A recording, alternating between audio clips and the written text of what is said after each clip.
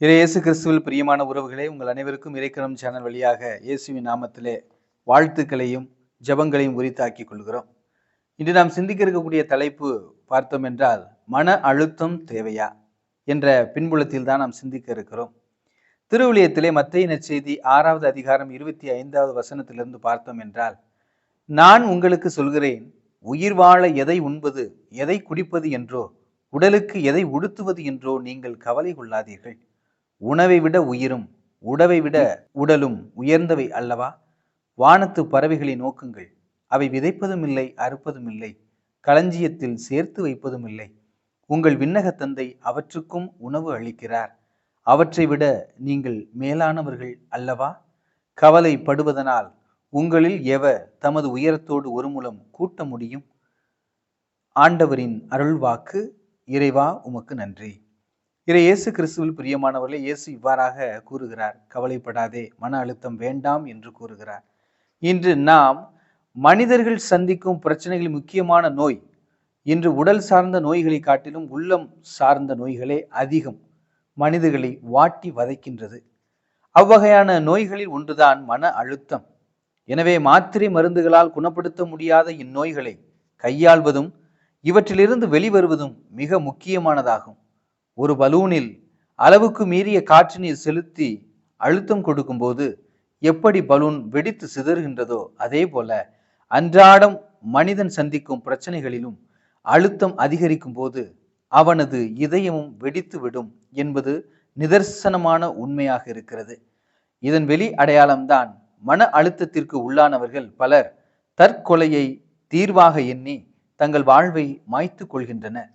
இத்தகைய அழிவிலிருந்து நம்மை காத்து கொள்ள இதனை அறிந்து கொள்வதும் இப்பிரச்சனையை அற்புதமாய் கையாள்வதும் தேவையான ஒன்றாகும். மன அழுத்தம் என்பது என்ன என்பதை நாம் புரிந்து கொள்ள வேண்டும். நாம் வாழ்ந்து கொண்டிருக்கும் நுகர்வு கலாச்சார சமூகம் நம்மை பல நிலைகளில் மன அழுத்தத்திற்கு இட்டுச் செல்வதை பார்க்கின்றோம். குடும்பத்தை நிர்வகிப்பவர்களுக்கு நல்ல வீடு அமைய வேண்டும், வேலை அமைய வேண்டும், பொருளாதார சிக்கல்கள் நீங்க வேண்டும், சமூகத்தில் தனக்கான இடத்தை தக்க வைத்துக் கொள்ள வேண்டும், பிள்ளைகளை நன்றாக வளர்க்க வேண்டும் போன்றவைகள் இளைஞர்கள் இளம்பெண்களுக்கு தங்களுக்கு எப்படிப்பட்ட எதிர்கால வாழ்க்கை அமையுமோ என்கிற அழுத்தம், யார் தங்களுக்கு வாழ்க்கை துணையாக வருவார்களோ என்கிற அழுத்தம், படிக்கின்ற பிள்ளைகளுக்கு படிப்பு சுமை மன அழுத்தத்தை அதிகரிக்கின்றது. இப்படி மன அழுத்தம் என்பது எல்லாருக்கும் இருக்கின்ற ஒரு சுமை. இதனை பல நேரங்களில் நமது சோகத்தோடு இணைத்து பார்க்கிறோம். ஆனால் மன அழுத்தம் என்பது சோகம் அல்ல, அதையும் தாண்டிய மேலான பெரும் பாதிப்புகளை உண்டாக்கும் ஒன்று. மன அழுத்தத்தை பின்வருமாறு வரையறுக்கின்றன. மன அழுத்தம் என்பது இயல்பான நிலையிலிருந்து தாழ்ந்த மனநிலை மற்றும் செயல்பாடுகளில் வெறுப்பும் உடையதாகும். இது மனிதனின் எண்ணங்கள், நடத்தைகள், உணர்வுகள், உலக பார்வை மற்றும் உடல் நலம் இவற்றில் எதிர்மறை விளைவுகளை தருவதாகும். மன அழுத்தம் உள்ளவர்கள் சோகமாக இருப்பர். வெறுமை, நம்பிக்கையற்ற தன்மை, கவலை, கைவிடப்பட்ட நிலை, வாழ தகுதியில்லை என்ற எண்ணம் கொள்ளுதல், குற்ற உணர்வு, காயப்பட்ட நிலை, எளிதில் கோபம் கொள்கின்ற நிலை, அமைதியற்ற நிலை, மகிழ்ச்சி அளித்த செயல்பாடுகளில் ஆர்வம் இழப்பர், சரியாக சாப்பிட முடியாது அல்லது அதிகமாக உண்பர், மனதை ஒருமுகப்படுத்துவதில் பிரச்சனை, நினைவாற்றல் பிரச்சனை, முடிவெடுத்தலில் பிரச்சனை, தற்கொலை சிந்தனைகள் மற்றும் தற்கொலை முயற்சியில் கூட ஈடுபடுவர். இப்படிப்பட்ட பிரச்சனைகளோடு துன்புறுபவர்களை மன அழுத்தத்திற்கு உள்ளாகி இருக்கின்றனர் எனலாம். மேலும் மன அழுத்தம் உளவியல் சார்ந்த கோளாறாக இருக்க வேண்டும் என்ற கட்டாயமும் இல்லை. வாழ்வியல் நிகழ்வுகளுக்கு இயல்பாக தரப்படுகின்ற இயல்பான எதிர்வினை என்றும் வரையறுக்கலாம்.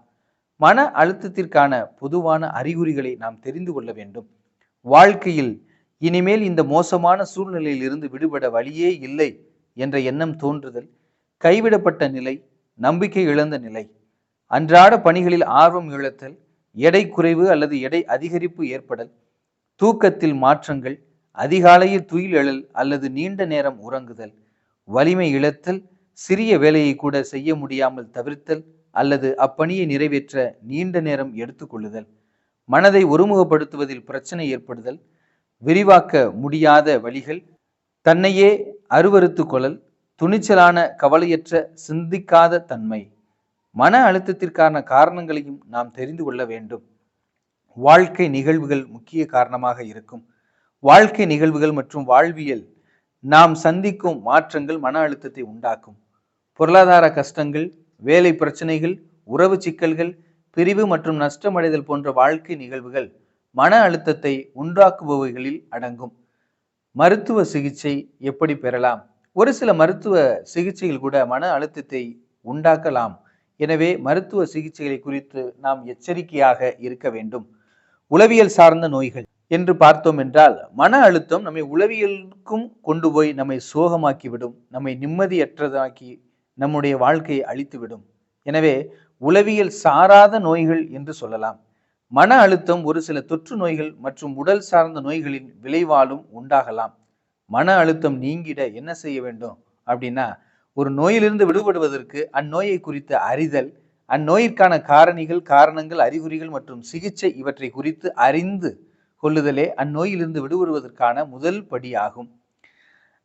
ஐயா இறையன்பு IAS அவர்கள் தன்னுடைய 7வது அறிவு எனும் நூலில் நாம் எல்லாருமே 2 மனங்களை வைத்திருக்கிறோம் என்றார்.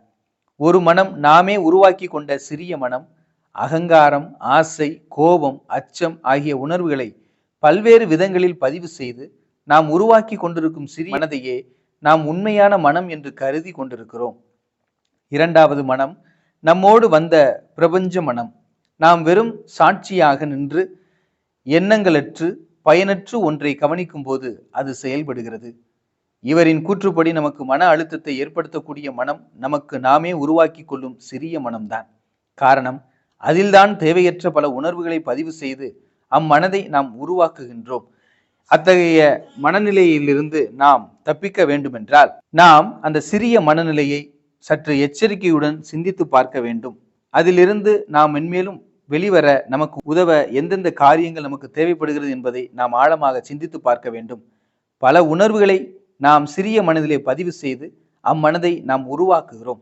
அத்தகைய மன அழுத்தம் நீங்கிட பின்வரும் வழிமுறைகளை பின்பற்றுவது நமக்கு சாலச் சிறந்ததாகும். குடும்பம் மற்றும் உறவுகளின் உதவியை நாடுதல்.